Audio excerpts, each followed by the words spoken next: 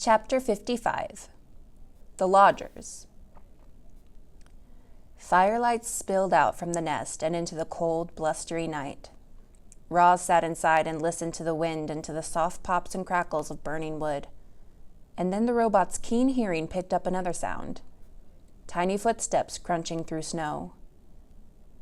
"Roz, I'm freezing. Can I join you by the fire, please?"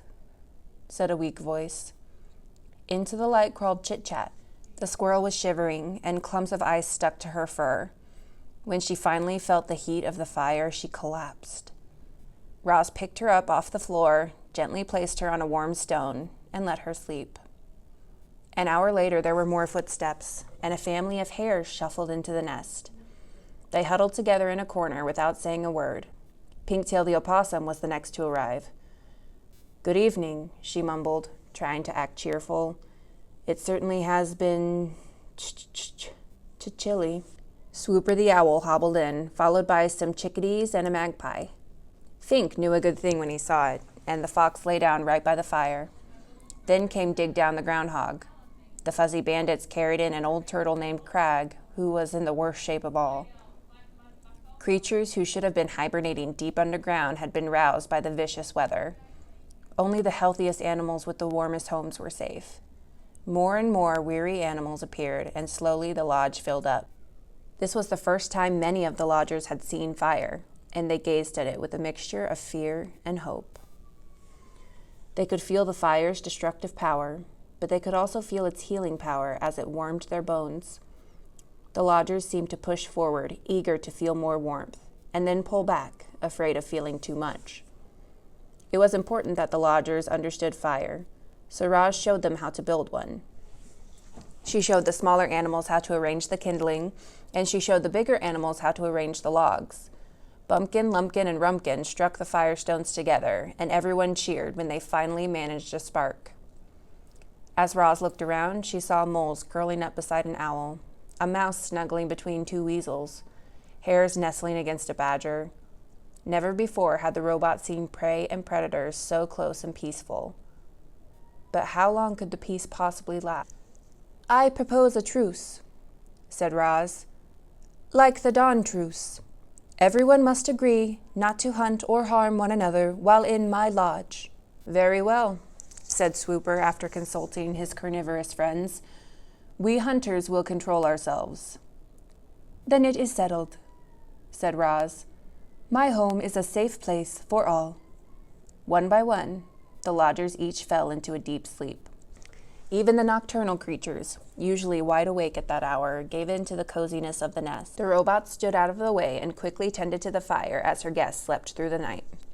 Only when daylight was streaming in through the door did the lodgers finally begin to stir. "You are all welcome to stay here as long as you like," said the robot as the animals rubbed sleep from their eyes. "My home is your home." "Thanks a lot, Roz." Fink carefully stepped over a hare and a woodpecker on his way to the door. "I don't think I would have survived another night on my own. It's just too bad we can't cram a few more creatures in here." And the fox slipped outside. The robot looked down at the fur and feathers that now carpeted the floor. The nest had been completely full that night. If any more animals showed up, they'd be left out in the cold. But Roz was not about to let that happen. Chapter 56. The new lodges. The second lodge would have to be bigger than the first if it was going to fit Broadfoot the bull moose. He was a towering hulk of an animal and had a thick coat of fur, but even he was struggling with the frigid temperatures. Broadfoot lived on the other side of the pond, in a dense section of forest that was home to many animals, most of whom were in desperate need of a good thaw. The winter days were short, so there was no time to waste, and rather than walking all the way around the pond, Roz tested its frozen surface to see if it was safe to cross. She threw a heavy rock high in the air and watched it bounce off the hard ice. Then she carefully walked over the ice and into the forest on the other side, where she found Broadfoot waiting for her. The moose quietly led the robot to the clearing in the trees where the new lodge would go. Then Roz made a fire and watched as cold creatures began crawling out from the shadows. "Don't worry," the robot said to the growing crowd, steam puffing from their noses. "You will all be warm soon, but I need your help." Roz asked the animals to collect anything useful they could find: large stones, strong branches, chunks of frozen mud. With the robots' building expertise and the small army of helpers, construction of the second lodge didn't take long. The animals happily agreed to the robots' truce, and then they shuffled into the warm wooden dome. "If you keep the fire alive, it will keep you alive," explained Roz as she dropped another log onto the flames. "But be careful. Fire can turn deadly in an instant." At dawn, heavy snow was falling again, and there was Roz setting out from the nest to build a third lodge. She trudged into the great meadow where fierce winds had created enormous, sweeping snowdrifts. But she powered through and finished the job and was soon beginning work on a fourth lodge, and then a fifth. The island became dotted with lodges that all glowed warmly through those long winter nights. And inside each one, animals laughed and shared stories and cheered their good friend Roz. Chapter 57. The Fire. Strange sounds were echoing from the far side of the pond. What started as a low murmur gradually swelled to a chorus of terrified voices. There was an eerie glow in that part of the forest, and a thick plume of smoke began rising up from the snowy treetops. Roz charged across the ice and found the second lodge completely engulfed by a raging fire. Frightened animals were running in every direction, fleeing for their lives through the deep snow. "What happened?" shouted Roz as Broadfoot galloped wildly past. "We put too many logs in the fire pit," he said without stopping. "The flames climbed up to the ceiling." "My baby's still in there," cried a mother hare, pointing at the burning lodge. "Somebody help, please." Roz didn't hesitate. She plowed through the snow and ducked into the lodge. Flames and smoke were everywhere. A tall stack of logs blazed in the fire pit, and in the far corner, a tiny ball of fur was shaking with fear. Low, the robot wound her way beneath the smoke and around the flames and gently scooped up the young hare. "Do not worry," Roz yelled over the roar of the fire. "You are going to be okay." She turned to leave, but the doorway had started to crumble, so she shielded the hare with her body and smashed right through the walls of the lodge. Sizzling pieces of wood went flying as the robot and the hare burst outside into the soft snow. "Oh, darling, you're all right," cried the mother hare, pulling her daughter close. "Thank you for saving my baby, Roz." Now that everyone was safely away, the robot turned her attention to putting out the fire. Her glowing eyes darted around as she computed a plan. Then, with all the strength in her legs, Roz launched herself high up into the snowy branches of the nearest pine tree. A moment later, the tree was shaking violently, and heaps of snow were sliding from its branches and pouring onto the flames like an avalanche. Steam hissed up through the smothering mound of snow. The flames quickly died. The snow quickly melted, and within minutes, all that remained was the charred foundation of the lodge. Roz dropped down from the tree and waited as the frightened animals slowly returned. Then she said to them, "Would you like another lodge?" The animals looked at one another, unsure of what to do. Understandably, they were afraid of another fire breaking out, but they were far more afraid of the deadly cold. So they pulled together and worked with Roz and built a bigger, better lodge on top of the old one. It had a taller ceiling and a deeper fire pit. It was made with more rock and less wood, and it had a supply of water for emergencies. The most important safety features of this rebuilt lodge were the lodgers themselves, who now had a whole new respect for fire. Chapter 58.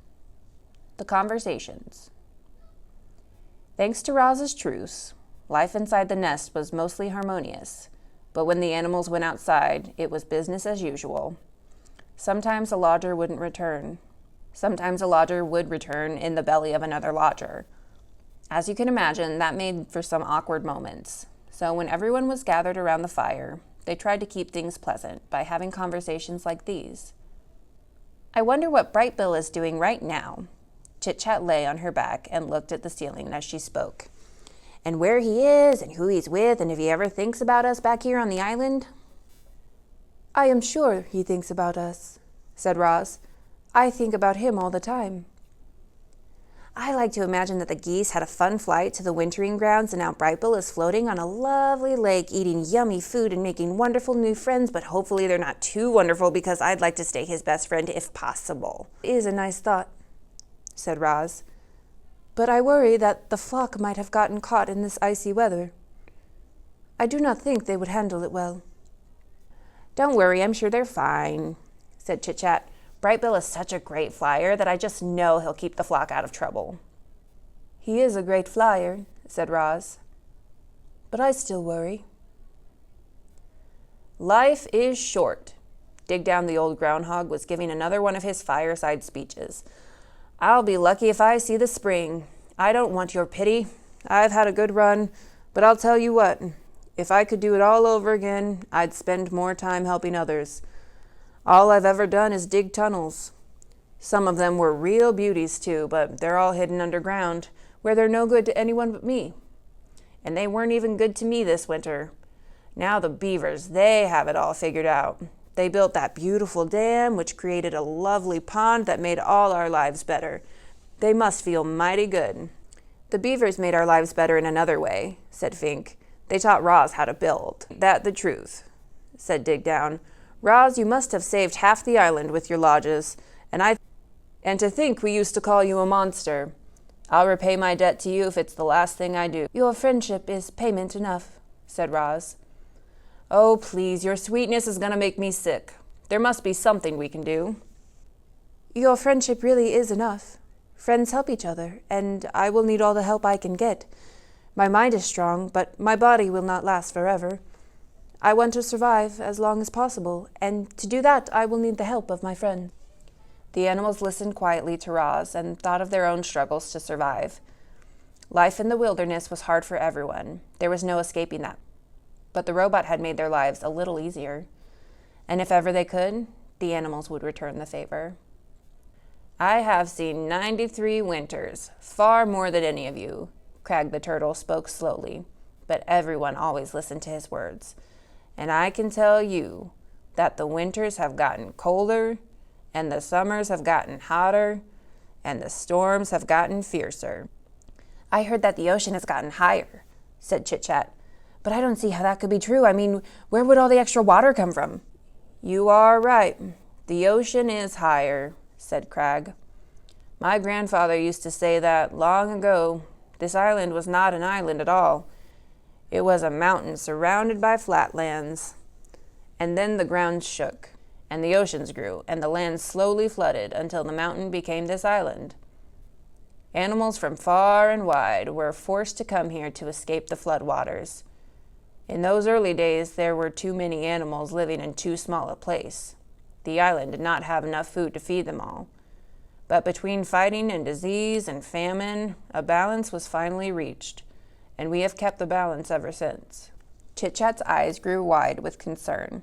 If the oceans keep rising, the island will be swallowed up by the waves, and I don't even know how to swim. If the waves ever do swallow this island, it will not happen for a very long time, said Crag. By then, we will all be long dead, even me. Everything has a purpose. It was Swooper's turn to lecture the lodgers. The sun is meant to give light. Plants are meant to grow. We owls are meant to hunt. We mice are meant to hide. We raccoons are meant to scavenge. Roz, what are you meant to do? I do not believe I have a purpose. Ha, I respectfully disagree, said Swooper. Clearly, you are meant to build. I think Roz is meant to grow gardens. Roz is definitely meant to care for Brightbill. Perhaps I am simply meant to help others.